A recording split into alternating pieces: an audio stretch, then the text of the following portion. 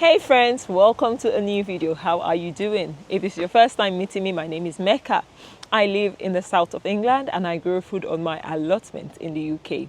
Now, in today's world where there's so much stress, so much chronic fatigue, people are constantly tired because life as we know it has changed. Yes, so many people have more stresses, more stressors every single day. It's important that we do whatever we can to help our adrenals, so our stress, regulators, and help our bodies withstand the stresses of today's life.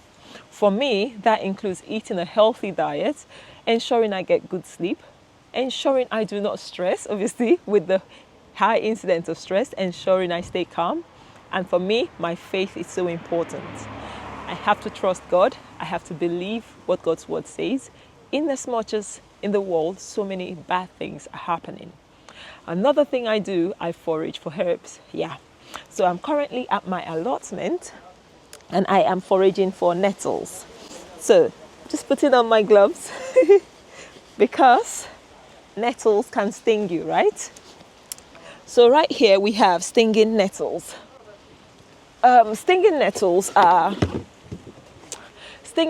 are an integral part of my healing journey. I use them in my teas every morning. They really help with histamine. So if you have things like histamine is sort of what causes or high histamine levels. And that is not because histamine is bad, it's because we don't have the hormones that help regulate it. So DAO is something in the kidneys that would normally help suppress the high histamine interaction. So some people, it could be just hay fever. Some other people, it could be high anxiety. It could be rashes. It could be flares. It could be insomnia. So many things can be responsible or can show when your histamine levels are high. So nettles have really helped me regulate histamine big time.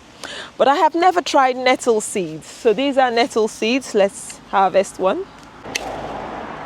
These are stinging nettles. So nettles, when they are young, before they form seed, the leaves are really good. And that's what I use for my teas. But when they have gone to seed, these are the seeds and these are the flowers. They are no longer good to have the leaves. Ideally, most of the nutrients have been, the energy is used up in producing the leaves. Now, these are male nettles, and these are the female ones. If you are confused about it, I never knew this myself as well, but I found out. So the male has flowers that are lighter in color. Can you see that? Whereas the female are darker green and in clusters, big clusters. The male flowers don't fall down as much as the female flowers do. So do you see how the female flowers are dangling down? The male ones are a bit higher up, okay? So this is what the nettle seeds look like. So I'm going to harvest the nettle seeds. I'm going to take them home. I'm going to strip off the leaves like so. I'm going to take all those leaves off it. And then I'm going to dehydrate it. These are the female and these are the male. Ensure you don't use these ones. I'm harvesting these ones to make my compost tea. So it's not going to waste, but I'm not using it for my own, ingestion. So this is the nettle patch. Lots and lots and lots of nettles.